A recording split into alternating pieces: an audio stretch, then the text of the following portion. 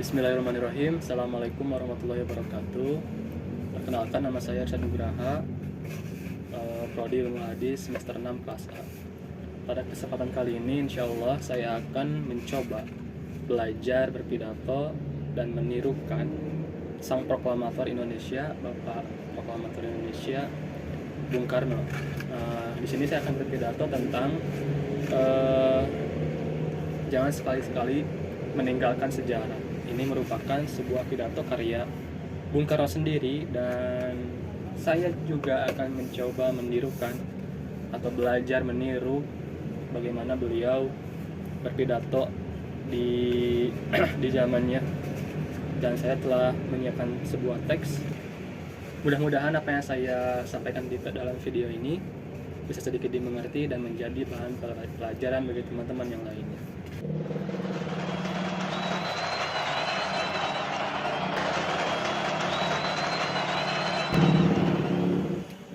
Saudara-saudara sekalian, hari ini tanggal 17 Agustus 1966, hari di mana ulang tahun Indonesia yang ke-21, Republik kita yang genap lebih dari 1000 minggu. Kita bersyukur kepada Tuhan Yang Maha Esa bahwa Ia telah menuntun negara dan bangsa kita hingga kita dengan selamat telah sampai kepada hari ini, di hari yang berbahagia ini. Makin kita bertambah dewasa, semakin besar dan semakin beratlah tugas-tugas dan tanggungan-tanggungan yang kita pikul di pundak kita. Maka karena itu, di pagi yang cerah ini, kita harus memperbesar dan memperdalam tanggung jawab kita, baik sebagai manusia maupun sebagai bangsa. Lalu, tanggung jawab pada siapa? Sebagai manusia, sudah tentu tanggung jawab merupakan hal yang perlu disampaikan kepada negara kita sendiri. Tetapi juga tanggung jawab terhadap nilai-nilai kemanusiaan dan tanggung jawab terhadap Allah Rabbul Alamin. Pada tiap-tiap 17 Agustus, saya kembali berhadapan muka dengan saudara-saudara semua. Saudara yang berada di Jakarta dan saudara-saudara yang melalui corong radio saya. Lebih daripada itu, saya juga berhadapan semangat dengan saudara-saudara. Terlebih lagi dengan saudara-saudara yang benar-benar progresif revolusioner. Dan karena berhadapan dengan semangat, maka kita mencapai persatuan semangat, persatuan batin, persatuan rasa, persatuan kesadaran, persatuan tekad, dan persatuan bangsa Indonesia. Lalu semuanya itu untuk apa? Tentu saja untuk mengabdi kepada negeri ini, mengabdi kepada kemerdekaan, untuk mengabdi kepada tanah air dan bangsa negara, untuk mengabdi menjadi pejuang revolusi. Istimewa pada hari ini, pada saat Republik Indonesia telah meninggalkan tahun 1965 dan menjalani tahun 1966 yang telah menggemparkan kita dan menggemparkan seluruh dunia, dan terutama sekali di tahun ini yang oleh orang dalam negeri dinamakan tahun gawat. Pikir mereka itu bagaimana Republik Indonesia sekarang sesudah mendapat hantaman dan pukulan yang bertubi-tubi, bagaimana Soekarno yang telah mendapatkan sodokan bertubi-tubi itu pula. Ya, bagi kita terus terang saja, 21 tahun ini merupakan 21 tahun yang penuh penderitaan dan pengorbanan. 21 tahun pergulatan dan adu tenaga. 21 tahun yang penuh pengalaman. Pengalaman yang kadang-kadang hitam dan pahit, tetapi kadang-kadang juga pengalaman yang cemerlang, laksana matahari di pagi hari. 21 tahun penggembelengan diri. 21 tahun juga penempaan rasa harga diri yang percaya kepada diri sendiri. 21 tahun pembajaan rasa kepada kemampuan dan kepribadian bangsa sendiri. Andai kata 21 tahun pembangunan bangsa dalam pada topannya ketidakdewasaan dalam negeri dan pada topannya reaksi dari luar negeri. Sudah barang tentu, dus reaksi ini makin meneropong kita, makin memperhatikan dalam arti yang jahat. Surat perintah 11 Maret itu mula-mula dan memang sejurus waktu membuat mereka bertampik sorak-sorai kesenangan. Dikiranya surat perintah 11 Maret adalah suatu perintah penyerahan pemerintahan. Dikiranya surat perintah 11 Maret itu suatu transfer of authority, padahal tidak. Surat perintah 11 Maret adalah suatu perintah pengamanan. Perintah pengamanan jalannya pemerintahan. Pengamanan jalannya pemerintahan, demikian kataku pada waktu melantik kabinet. Kecuali itu juga perintah pengamanan keselamatan pribadi presiden. Perintah pengamanan wibawa presiden. Perintah pengamanan ajaran presiden. Perintah pengamanan beberapa hal Jenderal Soeharto telah mengerjakan perintah itu dengan baik. Perintah pengamanan bukan penyerahan pemerintahan, bukan transfer of authority. Mereka musuh, sekarang berjalan sama sekali. Di situ saya menjelaskan bahwa PBB sekarang ini adalah sarang kepada negara-negara besar.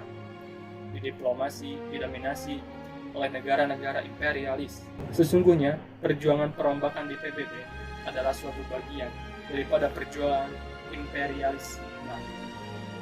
Tahun yang telah lampau, panjang ya 21 tahun ini, penuh dengan pengalaman-pengalaman pahit dan manis, penuh dengan pengalaman-pengalaman plus dan minus. Kewajiban kita ialah mengoreksi minus-minusnya dan menyempurnakan plus-plusnya sebagai bekal untuk perjalanan kita seterusnya yang lebih jauh dan niscaya masih. Mendler's Histoire on which Gordon van Torven. Ini adalah seorang pujangga. Pelajarilah sejarah untuk tidak tergelincir di hari depan. Demikianlah Thomas Cryle, begitu namanya ahli falsafah ini. Kemudian saya berkata, pelajarilah sejarah. Pelajarilah sejarah perjuanganmu sendiri yang sudah lampau agar supaya tidak tergelincir dalam perjuanganmu yang akan datang. Itulah intisari daripada perintahku. Jadi jangan sekali-sekali meninggalkan sejarah. Never leave history. Jangan sekali-sekali meninggalkan sejarahmu sendiri. Never leave your own story. Telah kembali petani. Kenapa kita di masa lampau jaya? Kenapa kita di masa lampau menderita? Menderita karena tamparan-tamparan. Menderita karena setback. Jaya karena kita kompak bersatu antara seluruh bangsa dan antara semua golongan revolusioner. Jaya karena semua kompak mengemban panca azimat revolusi. Jaya karena semua kompak mengemban Pancasila. Jaya karena semua kompak mengemban Nasakon atau Nasanos atau Nasapun. Jaya karena semua kompak mengemban Manipul Yusdek. Jaya karena semua kompak mengemban Trisakti. Jaya karena semua kompak mengemban berdikari total dan menderita tamparan, menderita setback pada waktu kita terpecah belah. Inilah sejarah perjuangan. Inilah sejarah historimu. Peganglah teguh kepada sejarah. Never leave your own story. Peganglah apa yang telah kita miliki sekarang, yang adalah akumulasi daripada hasil semua perjuangan kita di masa lampau. Kataku tadi, tidaklah engkau meninggalkan sejarah. Engkau akan berdiri di atas fakta. Engkau akan berdiri di atas kekosongan. Dan perjuanganmu nanti akan paling bersifat amuk saja. Seperti area di gelap gulita, ada orang-orang yang tidak mau meninggalkan sejarah, bahkan mau melepaskan kita dari sejarah itu. Itu tidak bisa. Mereka akan gagal. Sebab melepaskan sesuatu, rakyat ataupun bangsanya, adalah tidak mungkin. National biology tidak mungkin. National psychology tidak mungkin. Dan tidak mungkin pula karena engkau, hai rakyat prajurit dari semua angkatan senjata, hai pejuang progresif revolusioner, engkau tidak mau dipisahkan dengan sejarahmu sendiri, sejarah perjuangan tanpa tebeng, aling-aling. Inilah ajaran pemimpin besar revolusi, ajaran Bung Karnomu, hai rakyat jelata, hai prajurit, arek-arekmu yang memanggul bedil, hai semua perjuang progresif revolusioner, hai semua laskar revolusi Indonesia yang benar-benar bertekad mati-matian untuk berjuang membawa revolusi Indonesia kepada matahari kemenangan yang abadi, yang menyinari Indonesia dan seluruh jagat kemanusiaan. Aku pemimpin besarmu, demikianlah kata MPRS. Aku pemimpinmu, ikutilah pimpinanku ini. Ikutilah semua petunjuk-petunjukku. Aku tidak punya keinginan keuntungan pribadi. Aku tidak mengejar self-interest. Aku hanya ingin memimpin engkau.